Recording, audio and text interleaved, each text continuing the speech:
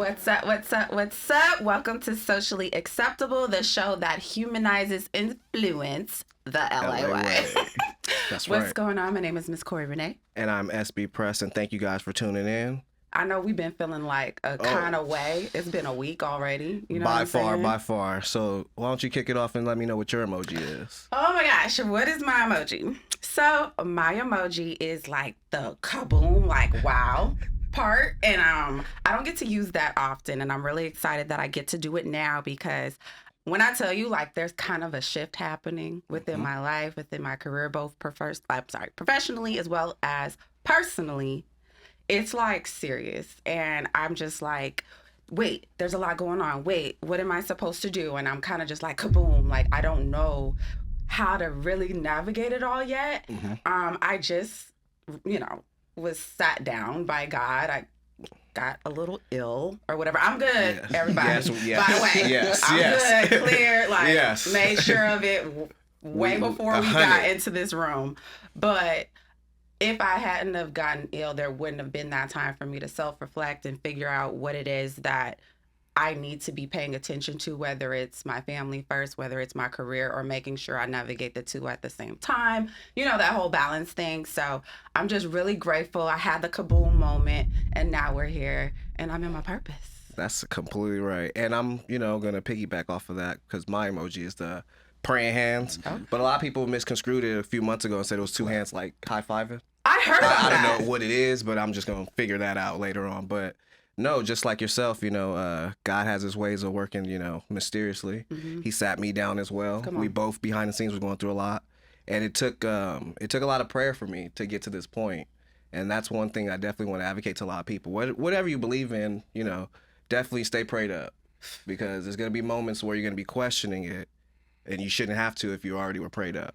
Oh, so okay. That's my emoji. Got you. And it brought us all to this, this moment. Oh my gosh, I know. Because Press, just to, don't, stop there. Because you've been doing this prior to this moment of us being together and coming together. Definitely. You've been down, boots to the floor, doing your thing, and now you're here. How are you feeling? I feel pretty good, and it's inspiring to have somebody right beside me going as hard as I do, if not harder, because we do a lot of work behind the scenes. But outside of here, I got my solo podcast that's near there, but it's very important to me, which led me to this.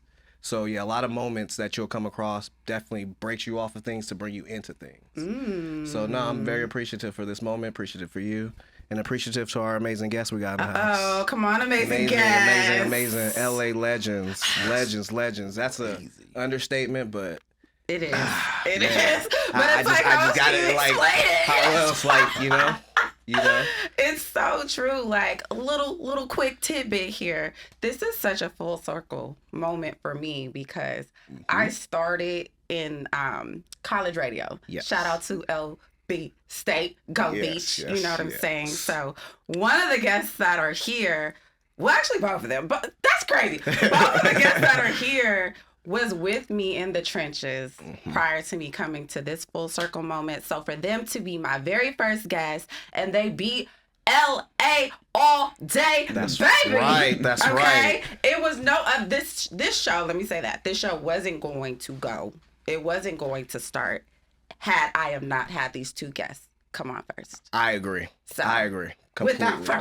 Without further ado. Allow us to introduce. I love it. The only Homegrown Radio's Chuck Dizzle and DJ Hed. Let's go, y'all. Let's go. Welcome them in. What's so funny when somebody's like, them niggas? You know how that for them? Breaking it down now. And I'm sure he has the same sentiment as well, man. But we appreciate being on. I mean, just you saying that, y'all saying that, I still get goosebumps and chills because I know how it was, just starting off, and for you to use the word legends, I don't take that shit lightly. So when you're saying that, it's just that's crazy because the impact is always that was always the intention from jump, but we just never knew, at least for me, how far it would go for people. You know what I mean? How that impression and how that impact could have for people. So the fact that you're saying that, it means a lot. And we hear people say it, but it just means a lot every time we hear it, man. And it just we don't take it lightly. So that's true. And I remember when we was y'all. Yeah. Ooh, come on. And so I'm listening. I'm like, damn, that's crazy. They think this should go in. That's crazy. You talking about the trenches and going through things and getting you to this moment, which is amazing. I'm glad you guys had that self-reflection and you guys are at this moment. But one thing, I'm sure we'll get into it and dive into the conversation. It don't stop.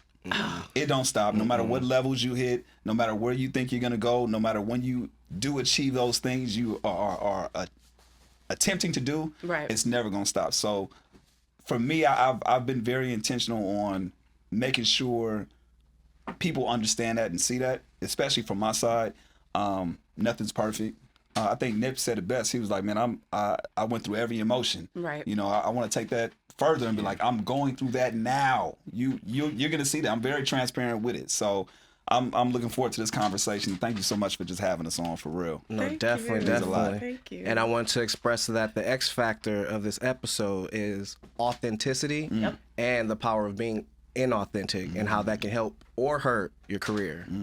And, you know, since you guys have definitely come across people who are and are not, we got to pick y'all brains about that, man. For sure. Absolutely. Definitely. I live and die by authenticity. So. Oh yeah. I know you about to Yes. Yes. I'm excited. My first question for both of you guys to answer is, working in the industry, how do you maintain being authentic even though you come across fraudulent individuals? Why you both look at each other at the same time? He's better at it. Shit. Again, this is things that I deal with, and it's hard for me. You don't like it? I don't like it.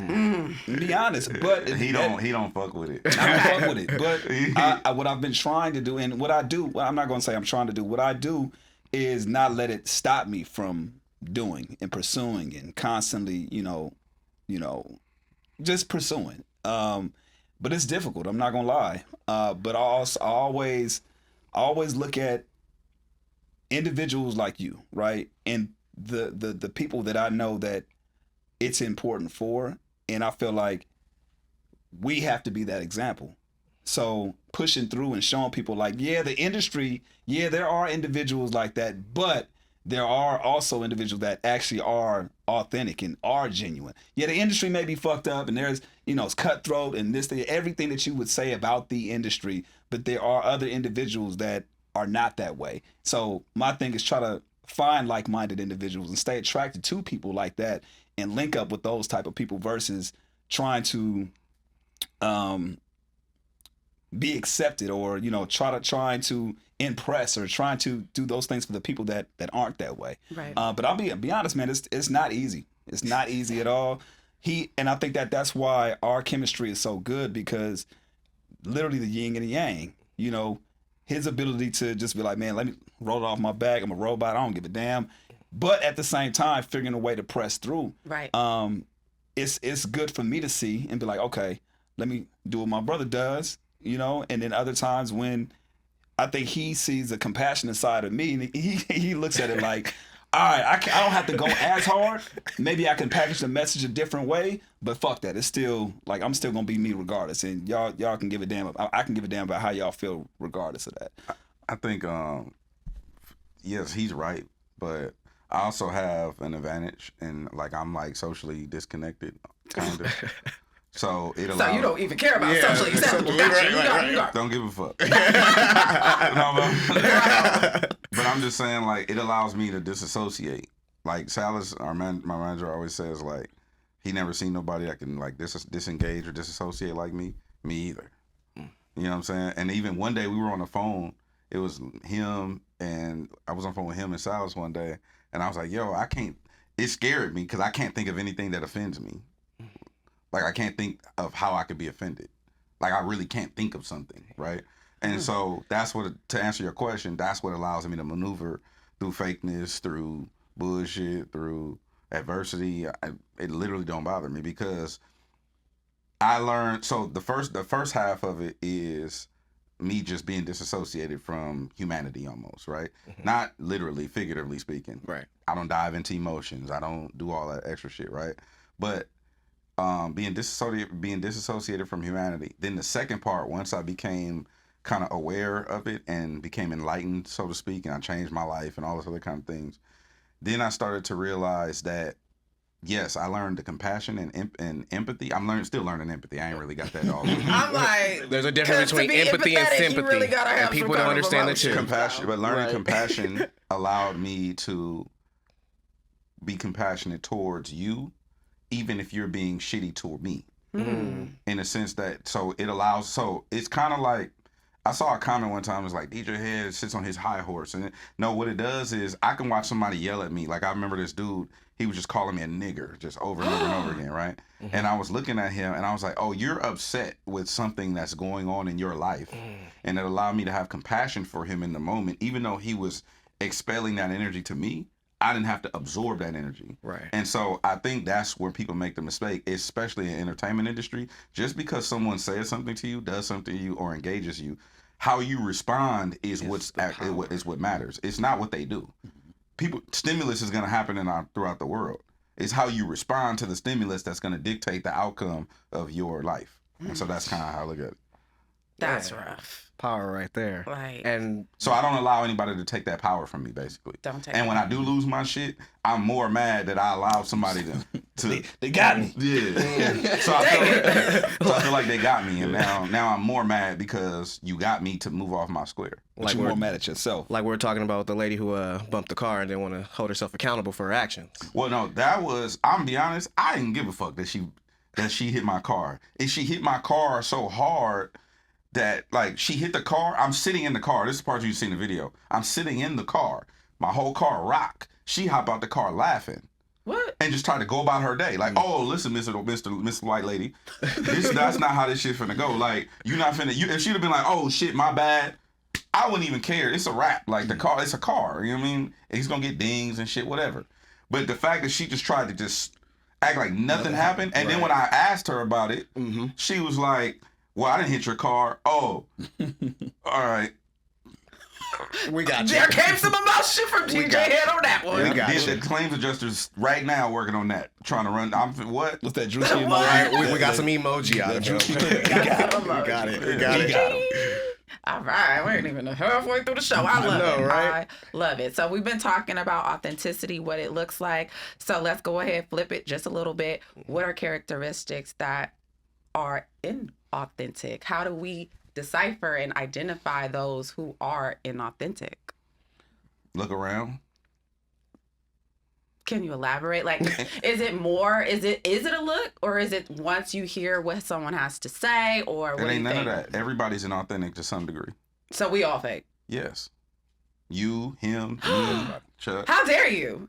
I got emotion. You ain't gonna tell me that I am fake. Okay, I'm very. I didn't say nothing about emotion. You're gonna be inauthentic on a day-to-day basis, depending on what's engaging you or what's happening. You don't go into work and tell your boss exactly how you feel. Okay. That's omission, right? We were just talking about that. Me and Silas was talking about. Or it could be something as simple as, like, if somebody makes you uncomfortable, then you'd be inauthentic in your response. When last time you took a shit? See? I'm being fake. You won't find that out today. We're getting all the authentic out of this one. All of it. You got me. You got me. Facts. So look around. Human beings are flawed. So we're just inauthentic in general because of herd mentality, and it's a survival technique that we want to be socially accepted in the group, communal, right? We're a communal species. So because that's a thing, and that was a survival mechanism that's innate, it's built into us, you naturally want to commune with human beings. But you can't do that in an authentic state 100% of the time, either being offensive to someone or being defensive of yourself. Right? So everyone's inauthentic. I don't think that's the actual way to go about thinking about it. I think the way to think about it is maximizing your authenticity to an acceptable group. Inauthentic isn't the right way. We want to just make sure that we are maximizing our authenticity to an acceptable group. Correct. Boom. Okay. How do we find that acceptable group? That's the key to life. You just gotta go. You just gotta. Yeah, they're gonna praise that right there. You gotta find your tribe. That's the thing. You know what I mean? Like me, him, our crew. This our tribe, right? and we just together. We just rock. No matter what's going on, who's up, who's down, whatever. We get jokes off. We do business together. We make money together, and we get jokes off on his son. Oh my gosh! Yep. What? Oh yeah, that's just how that's a family. Let it fly. Oh, yeah. He's a verbal punching back. Like the joke back. for sure. My son's first cuss words because of him. West Coast. Oh my gosh! Just how it goes. I mean, I taught him how to say shit. That's a necessary word to navigate life. Is it? Shit. Oh my gosh! He said it again. Yeah. That is great. And you taught his son? He's gonna learn it anyway. See? I mean that's him rubbing off on me. But just be honest, like you have a son, right? I do. Have you heard your son cuss yet? Yes. Okay, it happens. Yeah. There's nothing, But it's just he's there's so nothing you can do young. about Question. Yes. 14. What grade is that? He's going into the 8. Okay. He's gonna be 18 when he graduate. We're all adults. You know who curse more than adults? 5th graders. Oh, yeah. Oh my gosh! Yeah. 5th graders? Yeah. 5th graders in real life. They curse more than everybody you know. So he been getting it all for years. You just don't know. You just don't know. He been cursing since 4th grade. Depending on what school he went to, 3rd. I was definitely cussing in first grade. Awakening for First her. grade. It is, Awakening I'm hour. a single mom. Like, I just, I try to figure it out. Let me give you a perspective on this what you just said, right? Right. When you're born pure. You don't have any exposure to ailments and stuff like that. As you go through our life, you get exposed to bacteria and stuff. You get sick, you sneeze, and like babies and kids are just breeding grounds of bacteria, right? Yes, they are. Yes, they are. they have bacteria just coming out of every orifice of their body, right? Yes. Okay, so the way that you counter that, the way to become a healthy adult is by going through those motions.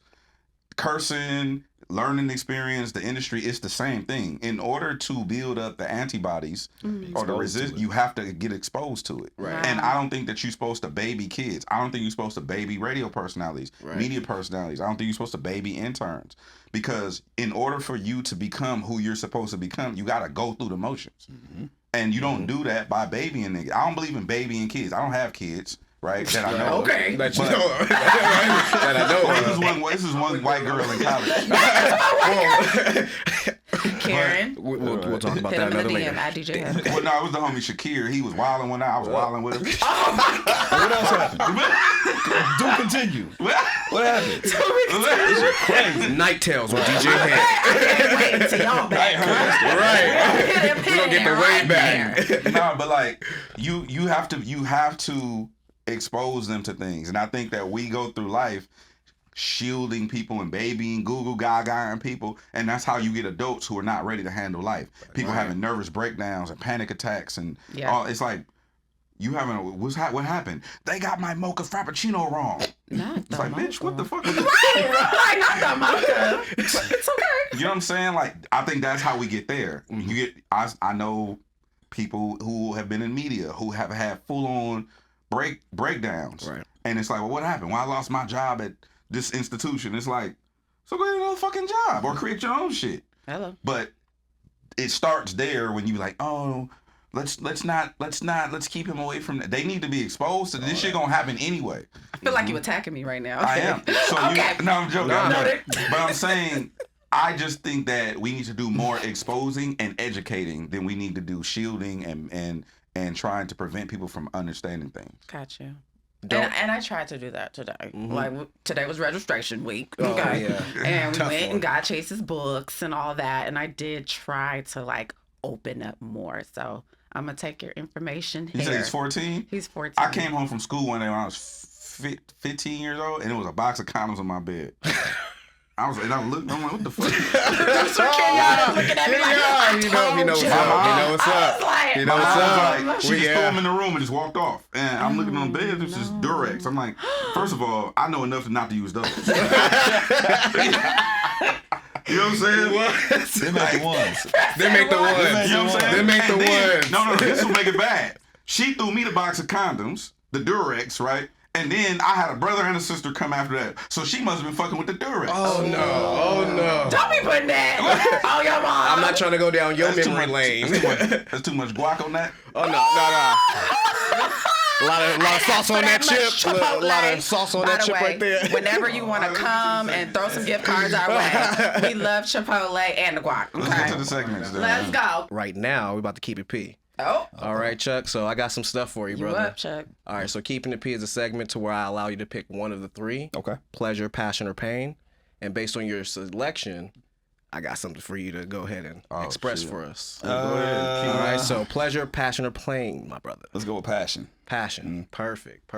Man, you should have picked pain, nigga. I don't know. I'm talking about pain right now. I'm trying to cry. All right. Window. Yeah, hold on. I might say. Keep going. So this is definitely a really serious, sensitive situation. But can you explain to us the passion and how important it is to have a strong foundation behind you, not just in the industry or anything like that, but in life?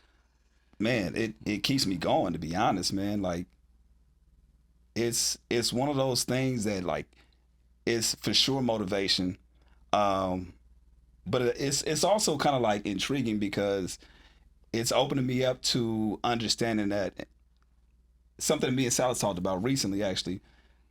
My priorities have changed over years. This is what you see. You see this on screen. This is somebody that takes his family first.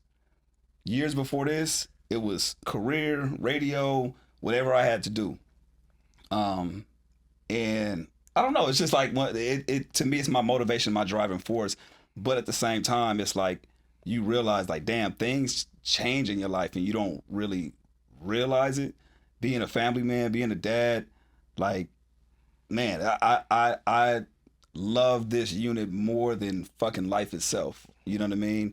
And to be honest, I've always been a nice person, always been compassionate and all that, but I've also, I never thought it would get to the point where I could look at somebody, my unit right here, and be like, oh damn, I care about them more than myself. It's hurt in some aspects, but I think it's more rewarding in a sense because, whenever you ask somebody about, like, just industry stuff, sacrifice is a big thing, and when I look at, my career, my life, I'm blessed beyond measures, but I look at them like, dude, I'm so glad that I have this unit behind me. I'm so glad that I get to come home to this. I get so glad that, they work my nerves, but I love it. You know what I mean? And there's certain things, like, even when, like, career wise, there's certain, points that I want to hit, certain things that I want to do. But it's like, if I didn't have this, then that shit wouldn't matter, if that makes sense. So yeah, man, it's very sacrificing is a big thing though, because you have to be home. For me, being present is very important. Yeah. If you would have asked me 10 years ago, that probably wouldn't have been my answer. I'd have been like, yo, I gotta go get it by any means. Like, I remember having a conversation with my wife, and this was kind of like the turning point where I'm like, yo, what the fuck are you doing this for? I had a conversation with my wife about, like, pursuing the career, and I was like, yo, I can be homeless with this. Like, you can be down or not.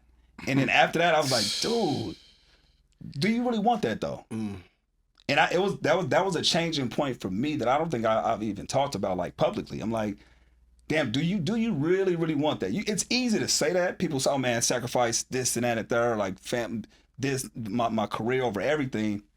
But do you really want that? Because I do see on the other side people that have sacrificed that and don't have the family, or they have a family, right? But their family life is in shambles because they pursued that thing, right? Or couldn't control their vices, or whatever the case may be. And I'm not here to judge and say what's better or not, but I just know for me, when I look at, like, my life and, what I'm at, I'm like, okay, I may not be where I want to be in certain aspects, but yo, this right here, golden, everything for me. So it's like, I won, so when I get home, I won, you know what I mean? So when you ask, like, how do you keep that together? It's, for me, the importance of being present, the importance of, although I have to do all these things, they know, okay, I'm gonna take 5-10 minutes and give it to you. I'm gonna choose you guys over this, the career, you know what I mean, or whatever's going on. And certain times it gets heavy sometimes, and there's times I have to still learn that balance, but that's my everything.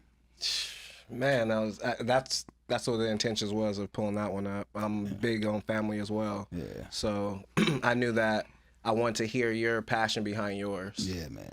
Yeah. And again, it makes me go hard because I want them to see, you know, I don't want to get it misconstrued that like I'm just sitting up at home right now this shit's crazy. But you know, there is balance. You know, I do work and I want them to see the you know, what I do and the sacrifice that I do put into the work, and you know that I do work hard to make sure that they have the things that they have, you know. But being present is very, very important, especially in these early years, because I've seen other people not be able to do that with their family. And you know, with the segment I do with Dad Advice, a lot of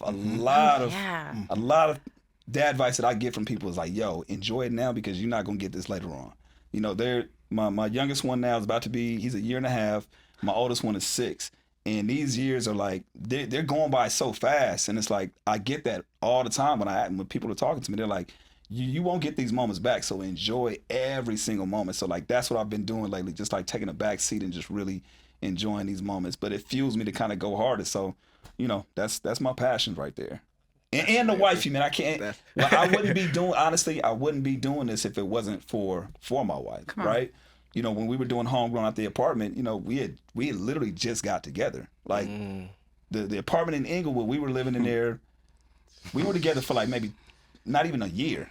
So I'm having all types of niggas in the house. All type of niggas. All type of niggas in the house. Working. Mystery niggas. Dark niggas. You know what I'm saying? Mystery niggas pulling them in a mystery machine. Bruh. But for her to just, you know, understand that she saw that I love doing this, right? And she just, you know, cooking food, just being a support system that I needed at the time. And that's, you know, that I still need. I give her all the credit for this as well. It's like I couldn't be here doing what I'm doing without that strong support of my wife, and for her to be able to, you know, we balance it out with the kids as well. So when I'm off doing my thing, she's at home making sure that they're cool, and you know, when she's doing her thing, she's a chef, and when she has a lot of events going on, I'm at home holding it down so that she's able to do, you know, pursue her passion. So you know, it's a balancing act for both of us, man. But I wouldn't be able to do it without her and without them, for sure. Definitely the at-home yin and yang. Yeah, that for at-home sure. yin and yang, for sure. Yep. Now I'm curious to see what the other ones are. I want to see. I low-key want to see what pain is about. Can we do that or nah? Nah. Let's just give him a little Okay. taste. Usually I don't do this, but Well, that's the first episode. Gonna break it off with a little bit of. I just want to see. Your future self is gonna thank you for not giving up. Boom. Yeah. I mean, to me, it's self-explanatory. But like I said in the beginning, like no matter what area you are in life, no matter what you achieve, you still gonna hit some type of like damn, like, is this it? Or damn, should I stop? And you know, for me, the answer is no. It may look different ways, but for me, it's like, I'm glad that in certain aspects of my life, like with the drinking, right? I'm glad that I was able to find something to say, okay, you know what? Let me pull back on this. Because there was times that I did want to give up. Just like, yo, this shit ain't worth it. Like, you have to look in the mirror and kind of like literally change. Like, you have to look at yourself and say, like, are you willing to change? And I credit him all the time for this, because he really, like, he was able to put that mirror in front of me and say, like, yo, what are you doing? And having hard conversations with myself is kind of what got me to the point. And now I look at this and say, damn, I'm glad I didn't give up on myself back then. You know, even now, like, even certain things now, it's like, I'm glad that I'm, just pushing through. Yeah. You know what I mean? But to the point, it doesn't stop, man. It really doesn't stop. So this is, when you see me post stuff like this is just a reminder for myself to, like, just keep going. You know what I mean? And I want to look back at this and continue to thank myself for that. You know what I mean? Like, and it's definitely helpful for people like myself too that see these posts, that see both you guys' posts on a daily basis. Same. You know, the work ethic that you guys have definitely ignites in me. And again, that's why I pour so much into this. Man. DJ Hed, this is you and Caught me. in the comments. Yes, that's what this is called. This is the segment, Caught in the Comments, where I get a little nosy in your comment section. You want some... Yeah. I ain't never going to steer you down a road, for one, that you can't handle, and for two, like, we always going to keep it G. So, here we go. Shout out to Jeremy. Shout out to Jeremy Hecht. I know, right? Certified cover boy. He's so great. For real. So great. You couldn't say it better right there.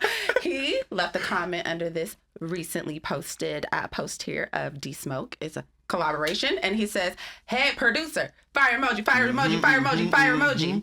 So, you a producer now? Let's let the rabbit out of the hat. Well, no, I mean, I've been producing for ever. Yeah. Like since 2012. I just wasn't producing under my name. And I hadn't really been on it that because we've been focused on what we was doing for radio and stuff like that. Okay. But yeah, I've been producing. You've been producing. Yeah, but yeah, this is a collaboration. Me and D Smoke, his new song, Black Beethoven. We worked on that together. Okay. Him and I. There was no other producers on it. What? Fire. So yeah, that. But yeah, I've been producing. Like I did. What was it? 2011, I think. Was it 2011 that good? 11 or 12. 12. 2011. Well, we made it in 2011. 2012 was I got a hit record in 2012. Not a hit record. Yes. With who? I'm sorry, this is news to me because I've always known you to be like up first, someone that was like up there, right? And then you became my colleague. I told you back in college days, I was, go ahead, be my friend now because we're going to end up being colleagues, right? And that's what happened. And then, a DJ, but not a producer. So yeah, I've been producing. Well, the record I did, it was called That Good. Okay. With it was Glasses Malone and Ty Dolla $ign. Oh wow. They had a Warren G sample. So me and the homie Jim produced that, but I was producing under a different name. The ideology from that was Mustard was on fire at the time. Okay. And me being a pessimist, thinking like trying to overthink shit. Well, I got that from Chuck. Me trying to yin to yang, He's an overthinker. Facts. But trying to overthink shit, I didn't want to produce under my name, under DJ Hed, because I thought I was like, man, if Mustard is producing all these big ass records and then his beats are no longer hot, he's gonna stop getting booked as a DJ. And so I didn't want to stop getting booked as a DJ if I wasn't making all these hit records. So just overthinking it, I was producing under a different name. Okay. For years. Wow. So you just been having hits that I got like 2. Okay. I mean, hits is plural. 2 or more. No, 1. I got 1 hit, but I got other songs and stuff it's songs that's out right now on DSPs that I produce. I mean, can we talk to me? Run them down. This is like wild to hear. She wants the bangers after bangers after bangers. Yeah, I think for me, it's because I've always looked at DJing and producing as 2 separate entities. So I think, is it the same, or like, can a producer be a DJ and vice versa, or is it 2 separate skill sets that you are actually owning? Name 3 of the top producers in hip hop. DJ Quick. Yep. Damn, Mustard. Name any other one, past or present. Past or present. Prince. He produced Dang, his own stuff. She went real back. In hip hop. Oh, you want to hip hop? I'm sorry. I'm meticulous now. I mean, follow me at the 955 KLOS. I'm the first black woman on the all rock station. Okay. Out there, let them know. Hip hop. Dr. Dre. Yeah. Dr. Dre. Okay, so Dr. Dre was a DJ. Okay. Mustard's a DJ. DJ Quick is a DJ. Timbaland was a DJ. Swiss Beats is a DJ. Lil Jon, Jermaine Dupri, like Rick Rock. I can go on forever. Battle Cat. Yes, come on, Battle All Cat. of these dudes are DJs. Brother. The best producers ever in history are DJs. Damn. All facts. So there's a relationship because we know what's popping, right? Because we are the ones who play the music. Right. So if you're the one playing the music, then you know what's gonna work. Okay. And so we by nature can go in and make records. Right. Just because off of sounds and sonics and stuff like that. So like if you think about it, it's not one or the other, it's not segregated. It's usually a person who can DJ really well, so they can produce. Okay. That was my question. I'm like, is it one and the same, or do you need to have 2 separate skill sets that just kind of come together and create something Jazzy magical? Jazzy Jeff. Oh, yeah. Definitely. It can go on the list go on forever. Khaled? Khaled. Drama? Actually, I mean, Khaled was Drama, yeah. Okay. I'm just trying to pick up what you're putting down. I'm like, am I on the right track? There's a correlation between it. It's just that people usually miss it because they're not looking into it like that. Okay. But yeah, that's the truth. Okay. Can you talk to us a little bit about this project? How did it come about? Smoke hit me up with an idea, and I said no. Well, he said no. That's not. Everybody got choices. choices. For real. That's not what happened. So no, he said, I forgot how it went. It went really fast, but he hit me up with this idea, and I was like, He was like, what? I'm like, I don't know. Like, it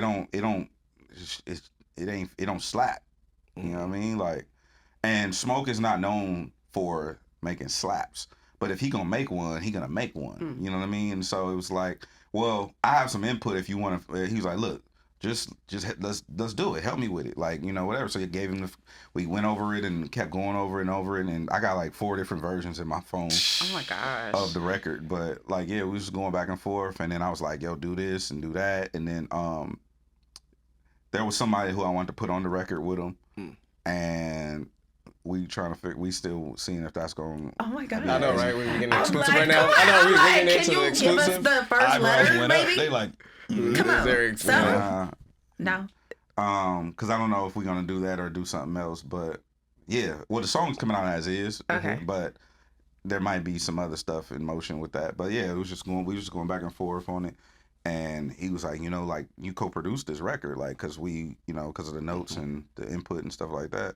And I'm like, oh, yeah, I didn't think about it like that. He was like, nah. Oh, my gosh. Well, not like that, because when I think of, I'm a hand, like, I use Logic. Like, I'll be in there, like, Silas call it pecking at the keyboard and, like, really, like, in there nerding out in the production. So, because it wasn't that, it was like, oh, no, but if you look at it like that, I've been co-producing records for years that, you know, just with notes and input and I rearranged somebody's whole mixtape one time, and I don't think, did I get credit for that? Probably not. For the John shit? No, I didn't get no credit for that. But I went we went in the studio and rearranged his whole shit. His single, Damn. like Damn, all of that. That's a lot. But like, yeah, I've been doing that for years. Wow. And I've never gotten the first time I've ever gotten credit on a record, I think Price. Shout out to Price. Oh my gosh, I just met him. Well, saw him again at Mars's. I think Price was the first shoot. person to ever like give me credit on a record for providing like that type of production or arrangement and stuff like that. But other than that, I mean, but I don't ask for it. And to his point, it's natural, right? Because again, the whole DJ producer dynamic, he sees what makes the most sense, and even from a radio standpoint too, he knows what. I'm the one playing the records. He's the one playing the records, the clubs. Like, he knows what's going to get the response of the people, and a lot of times the artists may lack that. So it's like having that input is very instrumental, and for him to be as hands on, that's just natural for him. So to go back to the producer DJ element, like, one goes in hand with the other. It's usually a lot of times that person doesn't know that they're better at or good at one other thing than the other side. So he's just hands on with it and keeping it going, man. Exactly. Right? Well, you just finished. You just made it through caught in the comments. It wasn't that bad. With that being said, it is time to log out. We want to thank you guys so much. Completely, man. For being appreciate here. it. Like, seriously, Hed, I think Chuck, like, you guys both know. So all good. To be here, and I'm trying not to like get all sappy, but No, go ahead. Get sappy. Go ahead. Be Like, authentic. Right. Let me see some tears. Go ahead. oh my gosh, it's already there. You see He it? sat up for you. I'm already red. He sat up It's for you. It's Tell not. her you love her. I know you know. There we go. Every time I see her, I stop her in her tracks. Literally every time I see her in the physical, and I stop her and I make sure I embrace her and I Tell give you her a proud of hug. her. That's gonna really get. Oh yeah, that's it. That's the one. That's the You deserve one. it all. You deserve it And all. it's not just words, but it's serious. You are serious. so mean. Hard work, and she deserves it all. It's coming. And then He's some. like, here it is. And then Tell her some. you proud of her. Stop it. That's right. Let's okay. make sure this first one is a No. juicy Tell one. her. Tell her. No. We We. are proud of you. Thank right? you. Is it we, Hed? Is it we? Are y'all proud of Do I me? get to see some tears? They're right here waiting on you to say it too. you gotta So say I'm it just right I trying. want to see them motherfuckers drip. Then I need you to come on and close it in for her. Close it on Asking in. you to I help. said we. No, fuck we. I'm proud of you, Corey. Yeah, he put his hand on his chest too. She been what? This is what the whole interview was for. She just want the clip. She got the clip. She got the clip. Producers, Ching! make sure that one's clipped out. In all seriousness, no, that's just needed. the work you put in, the work both of you guys put in, man. But you know, since seeing you at State, you know, which is my alma mater as well, seeing you there, it's very important. Kind of rewinding back to the initial conversation as far as like finding genuine people, right? And I speak for Salas as well. We saw that in you from jump. You know what I'm saying? And it's just a matter of like just keep going at it, right? Just keep chipping at the block. But it's also important that we full circle let you know, like, yo, you got it, man. Just there it is. Keep going. Boom. Yeah, there we go. You're welcome, Head. Producer, we need Kleenex on the on the scene. And I have no makeup here. And I completely agree with them on that. That's the reason why before we even got into this, I always was saying, like, I want to make sure I'm on my P's and Q's. I want to make sure that I come up to the par because I don't want to let you down. So that was mainly from all the hard work I see you putting in on a regular, you know, not just as, you know, as a hard-working individual, but as a mother as well. So keep killing it. I want to kill it with you. As a black woman. Oh my God. Come on, that's right. That's You right. gotta get That's all right. the key words. I'm like, stop it. We're working. I know. I gotta get all of them. All of them. Heck the box. Hashtag strong black woman. That's right. That's how you feel about me. That's right. I just want to check all the boxes. Just all of As a them. deaf, mute, you know, handicapped, bi-curious woman. Now, I ain't never admitted to that. I have no idea what you're talking about. You see me in the club one time. Okay. Caught her slipping one time, and that was When he it. saw me one time while he was DJing, shout out to in the club mix. In the club mix, Shout out to yep. DJ Dix. Yep. Shout out to everybody. Wait, what? No, he was DJing I was over here in talking Inglewood. shit. What you talking about? She gonna tell on herself. I'm just saying. Am I telling on myself? Yeah. Okay. I got you. Damn, she went to the whole monologue. I didn't even love the bitch. Okay. But just ask me. It was. I just met that bitch. It was socially acceptable either way. Okay. Thank you. Now, Socially acceptable. Y'all be sure to like, hashtag, comment, socially acceptable. This is our first show. We have to shout Met that out punk our bitch in line. yes. Also, She walked in on my dime. Okay. and make sure I get the sponsors. Shout out to Happy Dad. Shout out to Califino. Shout out to Dead Fresh Crew. Thank you guys so much. Stussy, you guys, we really, really appreciate you. Last question for you guys. Are there any upcoming projects that we should be aware of? Yeah, as the Compton kid in here, the producers behind the scenes asked me to ask y'all, when is Kendra dropping some new music or an album? He know. Shit. We got to know. So Yeah, Chuck know. We doing this for LA. Oh, So Chuck, you crazy. know? Yeah, me. yes, please. Come on. Yeah, Chuck, when is Kendrick That dropping? shit. You know what's crazy? What? Don't leave me hanging. I'm gonna leave you hanging. I just he just made me freeze. I was frozen for a minute, y'all. Man, Let me see if he. I tried. Let me see if he Okay, pull up he's the looking text at the phone, message that he you texted guys. Head this the other Let's day. see. Nah. What'd you talk about? You guys are killing me softly. Man, well, it's okay. man. I know this is one of many. I'm gonna make certain of it. Definitely, with my strong definitely. black woman having ass. Okay. That's right. And you guys, that has been socially acceptable. Until next time. Thank you. See y'all.